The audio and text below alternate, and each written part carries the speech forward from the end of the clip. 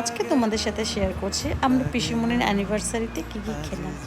তো প্রথমেই ছিল সাদা ভাত, তারপরে ছিল বুটের ডাল, তার সঙ্গে ঝুরি ঝুরি আলু ভাজা। এই আলুগুলো সব বাড়িতেই তৈরি করা হয়েছিল কেটে। তো তারপরে দিয়ে দিল পনির আর আলুর ঝোল। তো পনির আর আলুর ঝোল দিয়ে আমি মেখে একটু একটু করে খেতে না খেতেই তার কিছুক্ষণের মধ্যেই ভাতে পড়ে গেল সেই গরম গরম দেশি চিকেন কষা। দেশি চিকেন কষা আর আলু, সে আলু দিয়ে আর চিকেনটা যা টেস্টি হয়েছিল না, মানে দারুণই হয়েছিল। তো তারপর দেশি চিকেন কষা দিয়ে ফ্রায়েড রাইস, পুরো জমে গেছিলো, এত টেস্টি লাগছিল খেতে। আর এই দেশি চিকেনটা কিন্তু আমার বোনও রান্না করেছে, সত্যিও ভালো রান্না করেছে। এই যে এ রান্না করেছে দেশি চিকেন কষাটা। তো এর কাছে খেয়ে আমি বলছিলাম বল কেমন হয়েছে, রিভিউ দে। তো তারপরে চাটনি, দই, মিষ্টি, এই সব কিছু